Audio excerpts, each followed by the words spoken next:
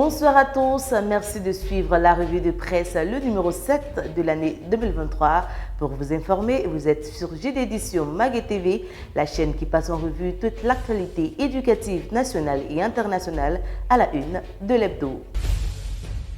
Journée africaine de l'alimentation scolaire 2023, la quinzaine de mobilisation autour des cantines scolaires se tient du 1er au 15 mars 2023. Les ministres Nguessan Kofi et Boaké Fofana visitent le projet de fabrication de bennes à ordures au lycée professionnel des métiers de la mécanique et de l'électricité. Et puis au Togo, le ministère chargé de l'enseignement technique et de l'artisanat veut mobiliser des ressources pour sa stratégie nationale de l'enseignement technique de la formation professionnelle. Voilà pour les grands axes. Bienvenue.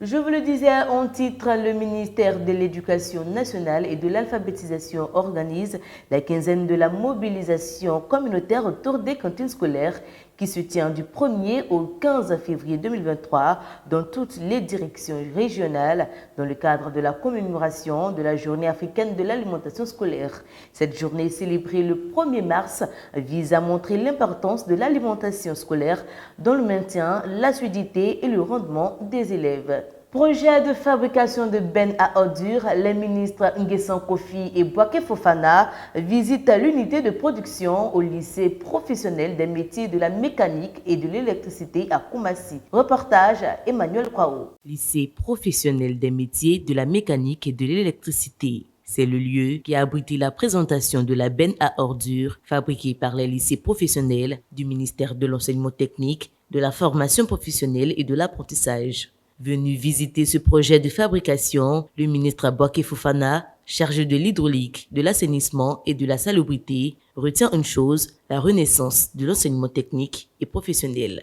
Ce pays a tellement d'atouts, en particulier sa jeunesse, tellement d'atouts, tellement d'idées. Je dis toujours aux gens que la Côte d'Ivoire fonctionne comme un moteur diesel.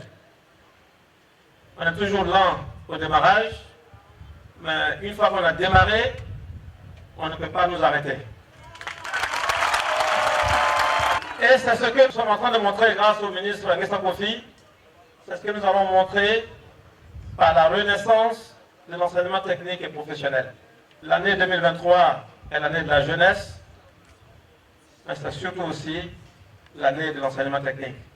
Présent naturellement à cette visite, le ministre Nguessan Kofi, chargé de l'enseignement technique, de la formation professionnelle et de l'apprentissage, a indiqué le sens de son engagement à ce projet. Mesdames et messieurs, ce projet vise à accompagner le ministère de l'hydraulique, de l'assainissement et de la salubrité dans sa mission de lutte contre l'insalubrité en Côte d'Ivoire. En effet, dans le cadre de l'Académie des talents, l'un des deux programmes majeurs du ministère, axé principalement sur l'adéquation de la formation avec les besoins de l'économie, les établissements de formation professionnelle sont aussi des centres de recherche, d'innovation technologique et de production au profit des populations et des entreprises. Notons que l'utilisation de ces bennes aura pour impact l'amélioration de la propriété des villes et communes, la création d'emplois, l'amélioration de l'image des établissements de formation impliqués dans ce projet, l'amélioration du plateau technique des établissements du projet, le focus sur les énormes potentialités et compétences disponibles de nos lycées professionnels. Formation et promotion au civisme et à la citoyenneté.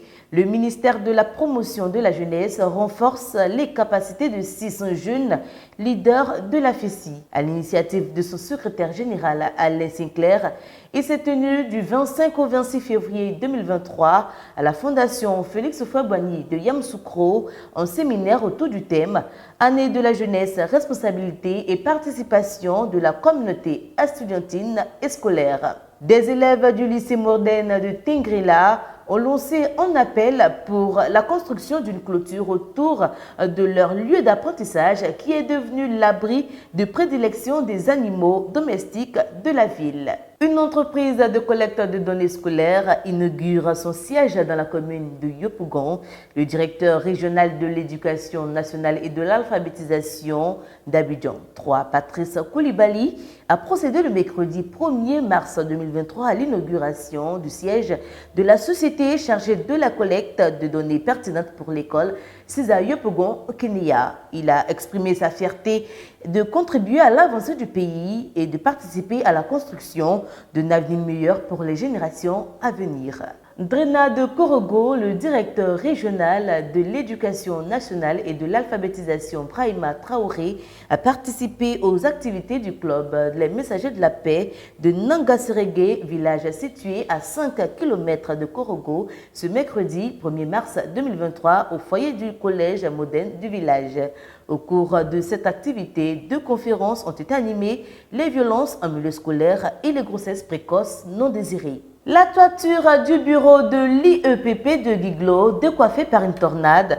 Selon l'inspecteur de cette circonscription, Michel Vanier-Bigonnet, dans la nuit du samedi 25 au 26 février, le toit du bâtiment abritant les services de l'établissement a été emporté par un vent violent. Il a établi que 20 cartons de papier-rame destinés aux copies des épreuves des examens blancs ont été aussi endommagés. Le député d'Alépé, Mcho Christophe, a fait un don d'une école primaire à Kosonji. Cette nouvelle école a été inaugurée le samedi 25 février 2023. Elle comprend un bâtiment de 3 classes et un bureau de directeur et bénéficie d'un équipement en matériel de bureau d'un montant de 20 millions de francs CFA.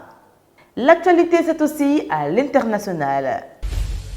Au Togo, le ministère de l'Enseignement technique et de l'Artisanat veut mobiliser des ressources pour sa stratégie nationale de l'enseignement technique et de la formation professionnelle. Le ministère a validé un document en ce sens à la faveur d'un atelier tenu le 24 février dernier qui a réuni différents acteurs. La rencontre s'est tenue avec l'appui technique et financier de l'UNESCO. Voilà qui met un point final à cette revue. Pour tous les détails et autres informations sur l'actualité éducative nationale et internationale, visitez notre site internet www.jdeditionmagazine.tv. La revue de presse revient la semaine prochaine, mais avant de se quitter, retenons que l'éducation est un passeport pour l'avenir. Bon week-end, chers tous.